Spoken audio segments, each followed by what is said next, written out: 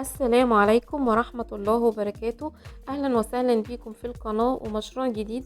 هنتكلم عن مشروع استثماري قليل جدا اللي بيفكر في تنفيذه.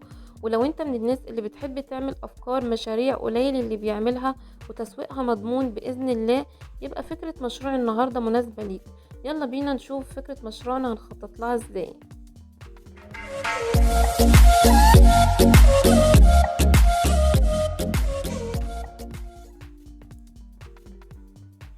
اهلا يا شباب. في البداية احب اقولك اي مشروع محتاج دراسة جيدة. هحاول ابسط لك مشروعي النهاردة في سطور بسيطة، بس اتمنى منك الاشتراك في القناة مع تفعيل زر الجرس على الكل. سيب لي تعليق لو حابب تستفسر، ولو عندك فكرة مشروع وحابب نتكلم عنها ابعت لي نتكلم عنها. اضغط لايك لو عجبك الفيديو. وهنتكلم عن مشروع عليه السحب بكميات كبيرة. هنتكلم عن الماكينة وهنتكلم عن الخامات وهنتكلم عن التصنيع. فكرة النهاردة قليل جدا لما حد يتكلم فيها، في الحقيقة خد مني مجهود كتير، وعلشان كده انا هبسط لك المجهود ده في دقايق. من فضلك اسمع الفيديو للنهاية علشان نستفيد من كل كلمة. ما شاء الله يا شباب، ماكينة واحدة بمثابة مصنع كامل. كل ما عليك انك هتجيب الماكينة وهتجيب المواد الخام وهتصنع منتج، والمنتج ده مطلوب بكميات كبيرة جدا. مفيش خسارة بإذن الله. أول حاجة، ايه هو المشروع؟ مشروع النهاردة هو تصنيع الصاج المجلفن. الماكينة اللي قدام حضرتك دي كل ما عليك انك هتجيب بكر الصاج وهتركبه في الماكينة، والماكينة بتبدأ تسحب البكر، وبعد كده بتبدأ تشكل البكر على أشكال، وبتبدأ تقص الألواح بتاعة البكر على هيئة ألواح. والبكر طوله 6 متر وعرضه متر. في البداية علشان تبدأ أي مشروع انت بتحتاج تعمل تراخيص. طبعا المشروع ده استثماري ضخم، وعلشان ما تعرضش نفسك لأي مساءلة قانونية. تاني حاجة، المكان، وأقل مساحة للمكان هي عبارة عن 120 متر، لأن المواد الخام حجمها كبيرة جدا، والمنتج كمان اللي هتصنعه هيكون حجمه كبير جدا. فانت محتاج لمساحة كبيرة جدا، ممكن تستأجر مكان صناعي او اي مكان مساحته كبيرة. بالنسبة للماكينة، هي شغلها سهل جدا جدا جدا. هي اللي هي اكتر من استنباط، وحضرتك بتشوف العميل اللي محتاج اي نوع من الاستنباط اللي انت بتركبها في الماكينة وبتبدأ تصنعها. كل ما عليك انك بتوصل البكر بالماكينة، والماكينة بتبدأ تقصلك وبتبدأ تشكل وتقطع الحجم والطول حسب طلب العميل للمنتج. ده بالنسبة للشغل على الماكينة. طبعا شغل الماكينة بيحتاج 1 أو 2 بالكتير. طيب هتجيب الماكينة دي منين؟ طبعا الماكينة دي موجودة على موقع علي بابا، وكلنا عارفين ان موقع علي بابا موقع ده آمن جدا وكويس. للأسف الماكينة سعرها غالي شوية.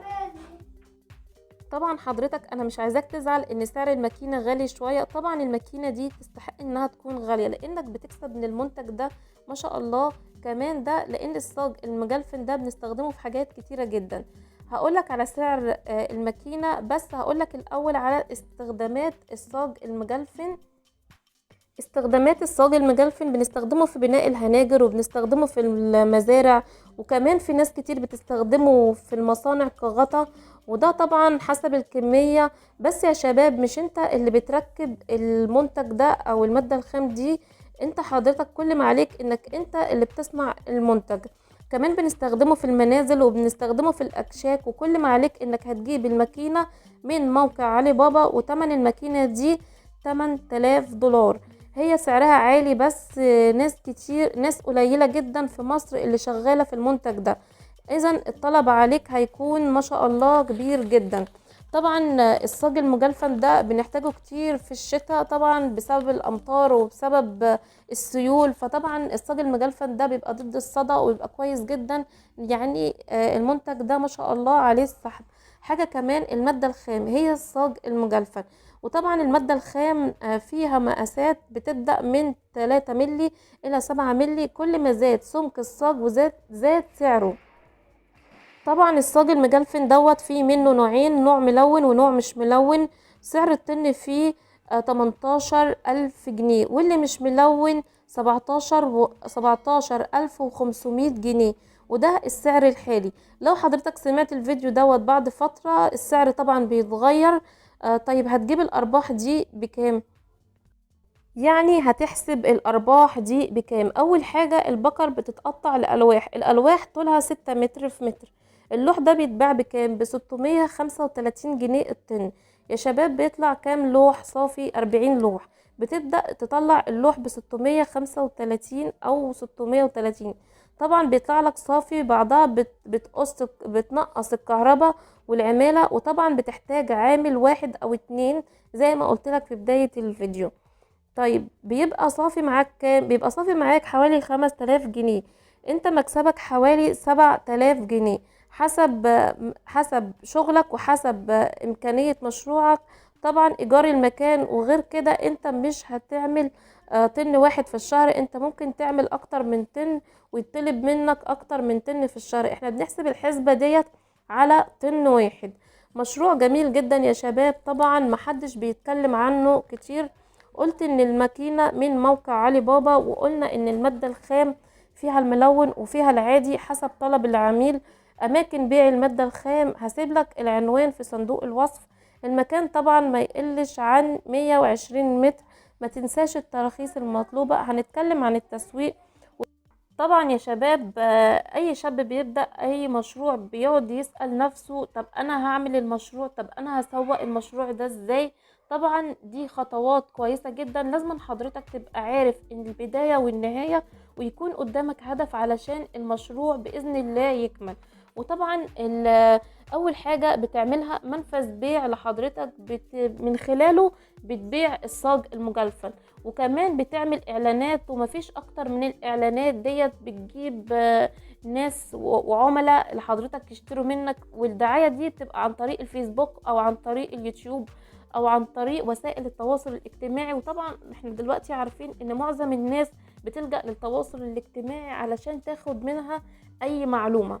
وطبعا حضرتك بتروح تسأل في المصانع اللي بتفتح جديدة، وبتعمل لهم عروض على الصاج المجلفن، لانهم اكتر. طبعا يا شباب الصاج المجلفن دوت بيبقى عليه طلب كتير جدا في فترة الشتاء، لانه بيحمي البيوت، وخصوصا البيوت اللي في الريف او في القرى. واتمنى طبعا ان حضرتك تاخد خطوة وتبدأ في المشروع وده، لانه بيطلب كتير، ومفيش مصانع كتير في مصر بتعمل المشروع ده. ودوت يعتبر من المشاريع الاستثمارية الصغيرة الضخمة، اللي بعد فترة بتكون ضخمة ومربحة جدا ليك. وبإذن الله المشروع يكون مربح ليك وفتحة خير على حضرتك. وفي نهاية الفيديو طبعا أتمنى ليك التوفيق، ونصيحتي ليك دايما قبل ما تبدأ أي مشروع لازم تسأل وتستفسر وتعمل دراسة شاملة، وتسأل التاجر وتسأل ناس خبرة قبلك في المشروع. لازم جدا، لأنك انت هتدفع فلوس، وعشان فلوسك ما تروحش على الأرض لازم تسأل مرة واتنين وحد واحد واتنين وتلاتة، وبعدين تتوكل على الله. توكلت على الله، قول توكلت على الله، وبإذن الله ربنا هيوفقك وهيكون معاك. كنت معاكم عزة عز من قناة بسط حياتك، وإلى اللقاء في مشروع جديد.